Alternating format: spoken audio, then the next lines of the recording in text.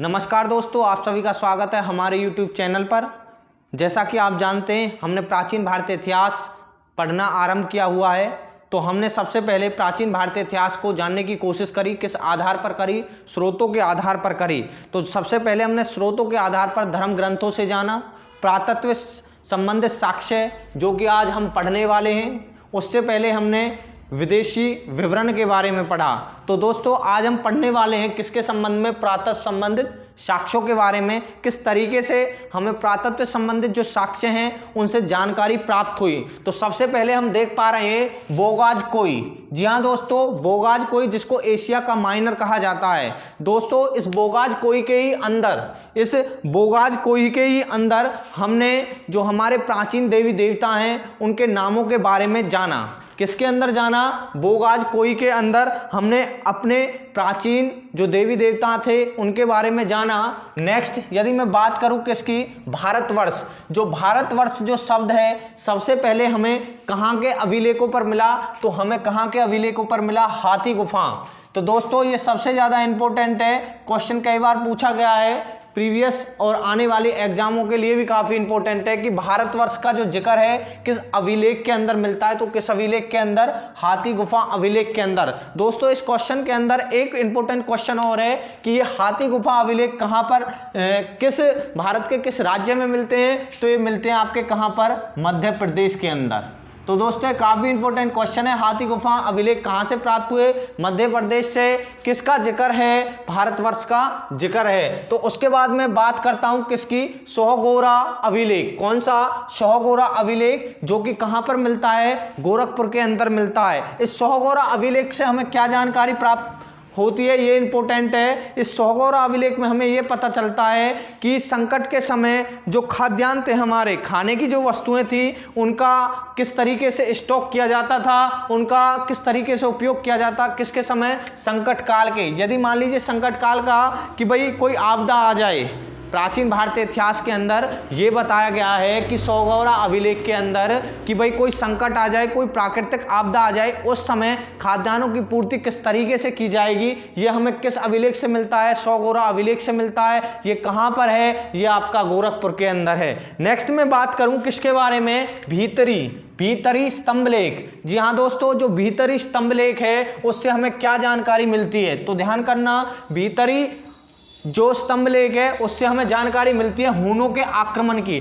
तो कई बार बहुत ही इंपॉर्टेंट क्वेश्चन है, वैसे भी कई बार पूछा जाता है कि भाई हूनों के आक्रमण की जानकारी किस स्तंभलेख से मिलती है? तो किससे मिलती है? भीतरी स्तंभ अभिलेखों से, लेखों से हमें ये जानकारी प्राप्त होती है कि भारत पर हूनों ने भी क्या करा था? आक्रमण करा था। नेक्स्ट, बहुत इंपॉर्टेंट क्वेश्चन है, देखिए क्या क्वेश्चन है। ये पूछा जाता है कि भाई जब प्राचीन भारतीय इतिहास था उसके अंदर जो महिलाएं थी जिनके पति की डेथ हो जाती थी, तो उस समय जो महिला अपने पति के साथ क्या हो जाती थी? सती हो जाती थी। ये चीज आपने देखी कि भाई महिला अपने पति के साथ क्या होती थी? सती होती थी। अब हमको कैसे पता कि भाई उस टाइम ऐसी कंडीशन थी? लेकिन कौन सा अभिलेख हमको ये बताता है कि सती प्रथा थी कब? पुराने काल में। और ये चीज बताती है हमको किसको? कौन से अभिलेख से? एरन अभिलेख से। तो ध्यान करना है, एरन अभिलेख एक ऐसा अभिलेख है जो हमें किसके प्रमाण देता है? किसके प्रमाण देता है? हमें देता है सती प्रथा के प्रमाण देता है। और दोस्तों, सेकंड क्वेश्चन इसी के अंदर से है कि भाई एरन अभिलेख किसके द्वारा लिखाया गया? तो ये किसके द्वारा? भानुगुप्त के द्वारा। दोस्तों, बहुत इंपॉर्टेंट क्वेश्चन है, सबसे ज्यादा इंपॉर्टेंट। भारतवर्ष शब्द का प्रयोग किस में मिला? हाथी गुफा में। सेकंड क्या है? भीतरी स्तंभलेख के अंदर क्या दिया हुआ है?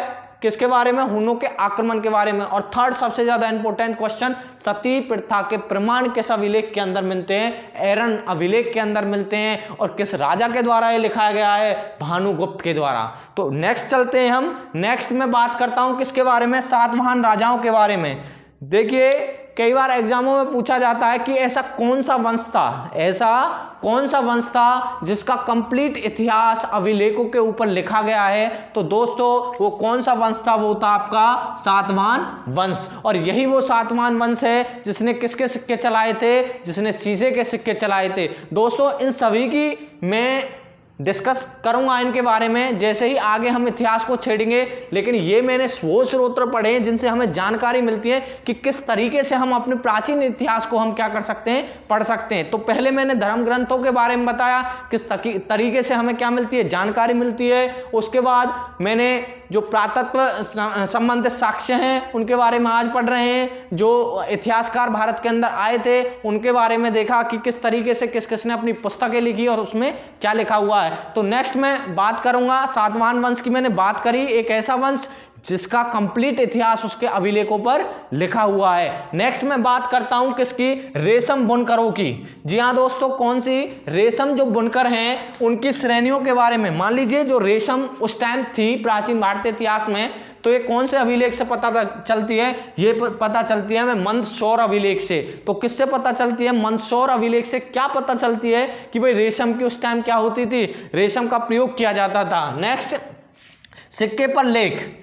जी हाँ दोस्तों, सिक्कों पर जो लेख लिखना आरंभ करा था वो आपके यवन शासकों ने किया था। किसने किया था, सिक्कों पर लेख आरंभ किया था, यवन शासकों ने आरंभ किया था। और दोस्तों जो यवन शासक कौन थे, यवन शासक वो शासक थे जिन्होंने भारत के अंदर आक्रमण किया और भारत के अंदर ही अपनी क्या करी, सत्ता स्थापित करी। तो ये वो शासक थे जिन्होंने सिक्कों पर अपना लेख क्या करा था, आरंभ करा। तो बहुत ही इंपॉर्टेंट क्वेश्चन है अपने मायने में ये क्वेश्चन भी, कि यवन शासकों ने क्या करा था, सिक्कों पर लेख आरंभ करा था। जैसे कि हिंद यूनानी हुए, शक हुए, पहलव हुए, कुषाण हुए, ये सभी क्या थे, ये सभी क्या थे, यवन शासक थे। तो नेक्स्ट मैं चलता हूं नेक्स्ट क्वेश्चन की तरफ। नेक्स्ट क्वेश्चन क्या है, सभी जानते हैं कि भाई समुद्रगुप्त, जो समुद्रगुप्त है ये बताया जाता है बहुत ही संगीत प्रेमी हैं। तो ये संगीत प्रेमी होने के हमें किसके अंदर पता चलती है, जब हमने पुरातत्व जो संबंधित हमारे जो लोग थे उन्होंने क्या करा, उन्होंने इसके बारे में छानबीन करी, उसके सिक्के मिले।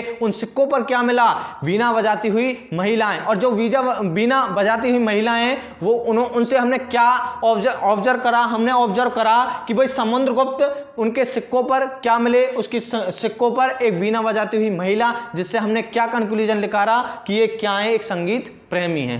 ठीक है, नेक्स्ट मैं चलता हूं किसके बारे में, अरिकमेडु के बारे में। अरिकमेडु जो कि रोमन सिक्के, कई बार पूछा जाता है कि रोमन सिक्के कहां से प्राप्त हुए, तो कहां से, अरिकमेडु से प्राप्त हुए। सेकंड एक क्वेश्चन और बनता है, अरिकमेडु कहां पर पड़ता है, तो कहां पर पड़ता है, पांडिचेरी के अंदर पड़ता है। कहां पर पड़ता है, पांडिचेरी के अंदर पड़ता है। उसके बाद बुर्जहोम। जी हाँ दोस्तों, सबसे पहला क्वेश्चन है कि बुर्जहोम कहां पर पड़ता है, तो ये पड़ता है आपका कश्मीर के अंदर। कहां पर पड़ता है, कश्मीर के अंदर। और इस बुर्जहोम से हमें क्या पता चलती है कि जो लोग थे वो गर्तावास के अंदर, किसके अंदर, गर्तावास के अंदर, गड्ढाघर, जिसको हम क्या बोलते हैं, गड्ढाघर, उस गड्ढे घर के अंदर क्या अपना निवास किया करते थे। यह बात हमें कहां से पता चलती है, हमें बुर्जहोम से पता चलती है। तो ये चीजें हम आगे भी पढ़ेंगे, लेकिन एक छोटा सा ओवरव्यू था किसके संबंध में, पुरातत्व संबंधित साक्ष्यों के बारे में। डायरेक्ट क्वेश्चन पूछ लिया जाता है कि कौन सा अभिलेख किस शासक से संबंधित है। ये मैंने थोड़ा सा नोट किया हुआ है, इसकी तरफ भी हम देखते हैं क्योंकि क्वेश्चन काफी इंपॉर्टेंट। और क्वेश्चन ज्यादातर जो आपके एग्जाम होते हैं एसएससी के अंदर, एचएसएससी के अंदर और एग्जामों के अंदर, क्वेश्चन डायरेक्ट यहीं से पूछ लिया जाता है। यहां पर हम और डिटेल में जाएंगे, जैसे ही शासकों पर आएंगे, वंशों पर आएंगे, हम जाएंगे डिटेल में। लेकिन छोटा सा एक ओवरव्यू किसके बारे में, पुरातत्व संबंधित साक्ष्यों के बारे में। तो सबसे पहला कौन सा है, हाथी गुफा। मैंने बताया था हाथी गुफा, मैंने यहां पर आपको बताया हाथी गुफा क्या चीज के बारे में बताता है कि भारतवर्ष शब्द का प्रयोग किसमें किया गया है, हाथी गुफाओं के अंदर किया गया है। लेकिन क्वेश्चन ये भी बनता है कि हाथी गुफा अभिलेख किस शासक के शासनकाल में था, तो किस शासक के में, कलिंग शासक राजा खारवेल के शासक में। तो नेक्स्ट क्वेश्चन देखते हैं। नेक्स्ट क्वेश्चन क्या है, जूनागढ़, जिसको हम बोलते हैं गिरनार। तो ध्यान करना है, जूनागढ़ पूछे एग्जामिनर या क्या पूछे आपको, गिरनार। तो ये किसके में है, रुद्र दामन के में। यदि वैसे भी आप छोटी सी ट्रिक बनाना चाहते हो तो कोई बात, बड़ी बात नहीं है कि भाई हाथी किसके शासन काल में रहते थे, राजाओं के शासन काल में रहते थे। और हाथी क्या करते हैं, खर्र खर्र। तो इसका मतलब क्या हुआ, इसका मतलब हुआ कि राजा खारवेल के शासन काल में किस अभिलेख के बारे में पता चलती है, हाथी गुफा अभिलेख के बारे में पता चलती है। नेक्स्ट चलते हैं, नेक्स्ट देखते हैं जूनागढ़, जिसको क्या बोलते हैं, जूनागढ़ अभिलेख, क्या बोलते हैं, गिरनार अभिलेख। और ये गिरनार अभिलेख किस शासक के शासन काल में था, तो रुद्र दामन। किसके में, रुद्र दामन। अब आपको पता है रुद्र माने क्या है, रोना होता है। ठीक है, रुद्र माने क्या हुआ, रोना। और रो के क्या हाथ पर जाता है बच्चा, अपनी मम्मी के दामन से लिपटता है। क्या कर कर गिर जाता है। तो ध्यान करना, ये वैसे ही हम वैसे ही थोड़ी कल्पना कर रहे हैं, लेकिन जैसा भी आपको याद हो पाए तो अच्छी बात है। तो जूनागढ़ का अभिलेख गिरनार कहां पर पड़ा, कहां से, किस शासन काल में था, रुद्र दामन के काल में था। नेक्स्ट चलते हैं प्रयाग स्तंभलेख, बहुत इंपॉर्टेंट है। प्रयाग स्तंभलेख किस शासन के समकालीन था, तो ये था समुद्रगुप्त के।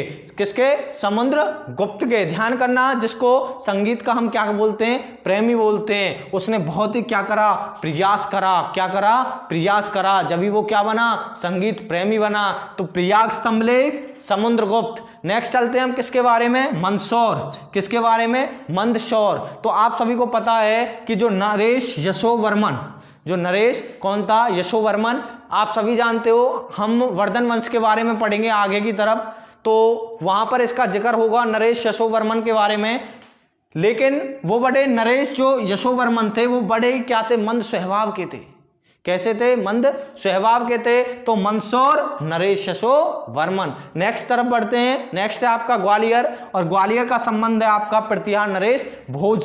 तो ये जो यशोवर्मन है, उसके बाद प्रतिहार नरेश, जो प्रतिहार वंश था, उसके बारे में जिक्र करेंगे आगे की तरफ। जैसे इतिहास को हम आगे डिस्कस करेंगे जब भी पढ़ेंगे इनके बारे में। नेक्स्ट देखिए भीतरी एवं जूनागढ़।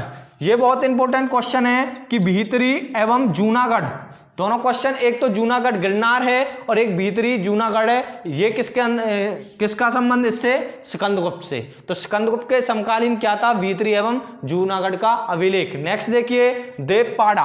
क्या है जी? देवपाड़ा। देखिए बंगाल का एक शासक था जिसका नाम क्या था, विजय सेन है। वैसे विजय और वैसे ही क्या आपका किसके अंदर आ रहा है, देवपाड़ा। देवपाड़ा बंगाली भाषा में बोल लीजिए देवपाड़ा, तो क्या होगा, बंगाल शासक विजय सेन।